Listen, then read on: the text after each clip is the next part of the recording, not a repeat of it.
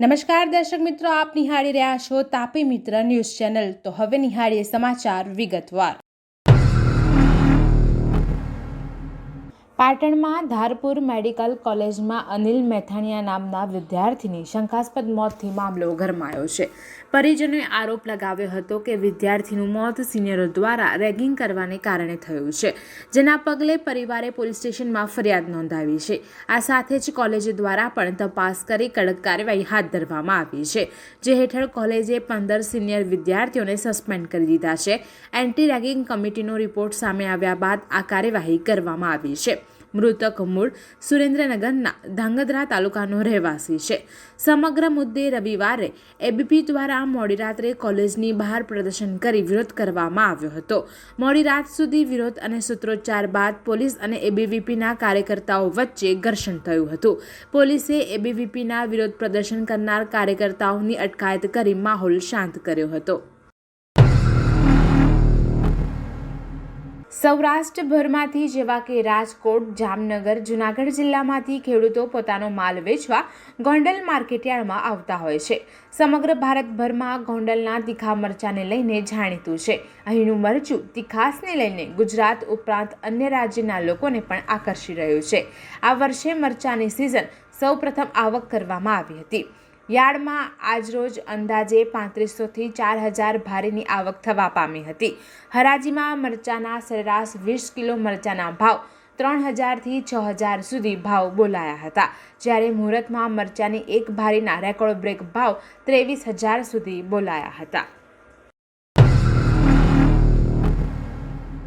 ગુજરાતમાં શહેરી વિસ્તારોમાં વાહન વ્યવહારની સમસ્યા સર્જાતી હોય છે, ત્યારે રાજ્યમાં વધી રહેલા વાહન વ્યવહારને કેરેજવેની જરૂરી પહોળાઈ સાથેના માર્ગો ઉપલબ્ધ કરાવવા માટે રાજ્ય સરકારે ઇઝ ઓફ ટ્રાન્સપોર્ટેશનનો અભિગમ અપનાવ્યો છે, જેમાં ભારે ટ્રાફિક ધરાવતા રસ્તાઓને વધુ સરળ, સલામત અને ઝડપી અને યોગ્ય વાહન વ્યવહારને ધ્યાનમાં રાખીને રાજ્યના 61 રસ્તાઓને 4 લેન પહોળા કરવા માટે 2995 કરોડ રૂપિયા મંજૂર કરવામાં આવ્યા છે, જેમાં રાજ્યના મુખ્યમંત્રી ભૂપેન્દ્ર પટેલ દ્વારા માર્ગ અને મકાન વિભાગને ઉચ્ચ કક્ષાના લેવલ ઓફ સર્વિસને વેગ આપવા અને માર્ગોને પહોળા કરવા નિર્દેશો કરવામાં આવ્યા છે।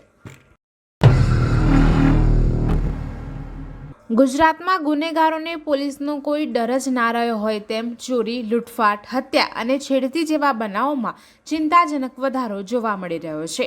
ત્યારે રાજકોટમાં ડેપ્યુટી મેયર નરેન્દ્રસિંહ જાડેજા અને તેમના ભાઈ રવિરતસિંહ જાડેજા ઉપર છરી વડે હુમલો થયો હતો।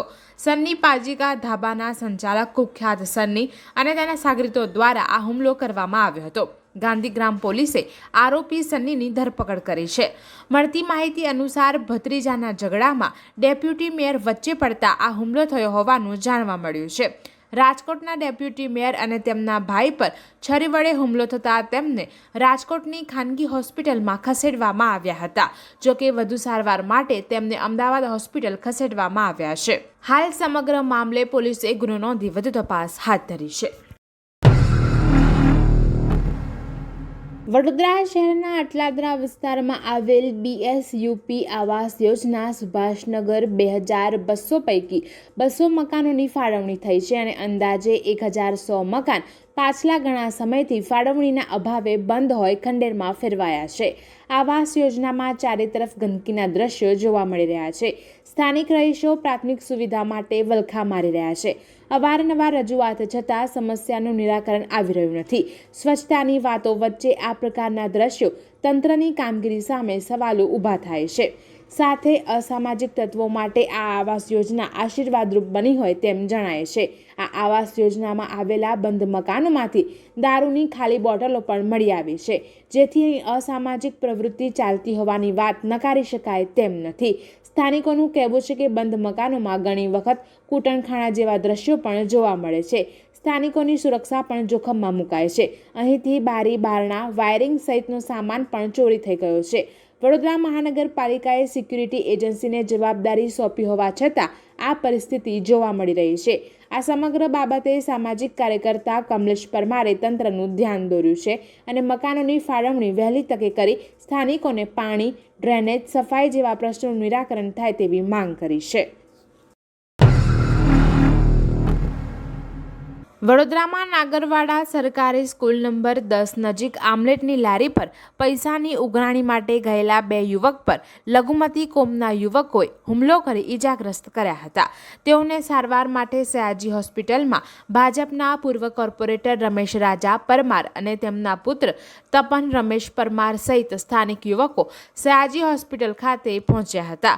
આ દરમિયાન પોલીસ હુમલાખોર લઘુમતી કોમના યુવક બાબર પઠાણે જાપ્તા સાથે લઈને આવી હતી. ત્યારે પોલીસની હાજરીમાં બાબર પઠાણે ભાજપના પૂર્વ કોર્પોરેટર રમેશ રાજાના પુત્ર પર તલવારથી હુમલો કરી મોતને ઘાટ ઉતારી દીધો હતો.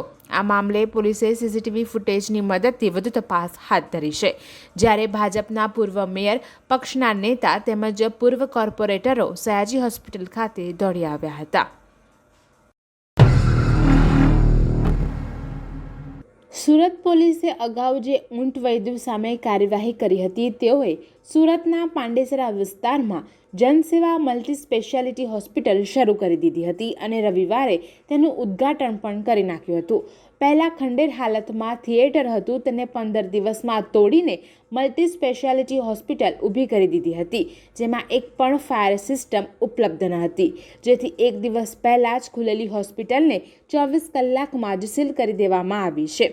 સંચાલકે ઉદ્ઘાટનની નિમંત્રણ પત્રિકા બનાવી અને સુરત શહેરના સીપી અને ક્રાઇમ જેસીપીની જાણ બહાર આમંત્રણ પત્રિકામાં તેમના નામ પણ છાપી માર્યા હતા. આ હોસ્પિટલમાં તબીબ તરીકે કામ કરનાર 2 કથિત તબીબો સામે વગર ડિગ્રીએ પ્રેક્ટિસ કરવાનો અને સંચાલક સામે વર્ષ 2022માં દારૂ સાથે પકડાયોનો ગુનો પાંડેસરા પોલીસ સ્ટેશનમાં નોંધાઈ ચૂક્યો છે. પોલીસે તમામ આરોપીની અટકાયત કરી પાંડેસરા પોલીસ સ્ટેશન લઈ ગઈ હતી. સુરતના પાલ વિસ્તારમાં બેફામ દોડી રહેલા ડમ્પર ચાલકે સાયકલ લઈને ટ્યુશન જતા વિદ્યાર્થીને બુલેટની સ્પીડે અડફેટે લીધો હતો. ત્યારબાદ ડમ્પર ચાલક ફરાર થઈ ગયો હતો. જ્યારે આ વિદ્યાર્થીને ગંભીર હાલતમાં ખાનગી હોસ્પિટલમાં ખસેડવામાં આવ્યો છે.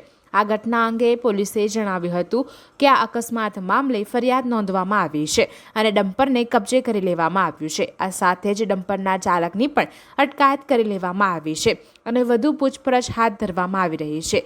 જ્યારે ભારે વાહનો દ્વારા થતા અકસ્માતને પગલે ચેકિંગની કાર્યવાહી પણ હાથ ધરવામાં આવી છે અને 3 જેટલા ડમ્પરોને ડિટેઇન પણ કરવામાં આવ્યા છે.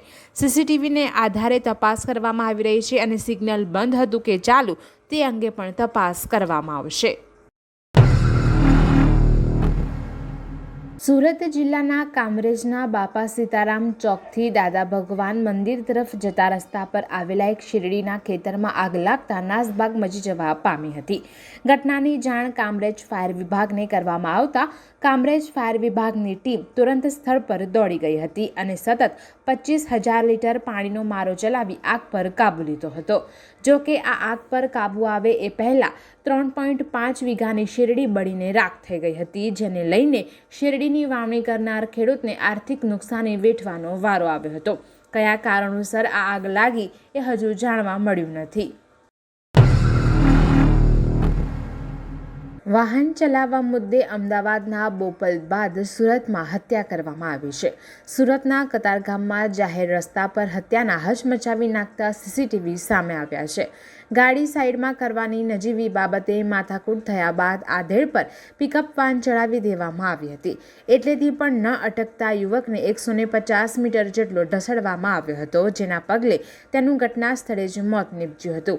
હાલ તો આ સમગ્ર ઘટના સીસીટીવીમાં કેદ થઈ જવા પામી છે.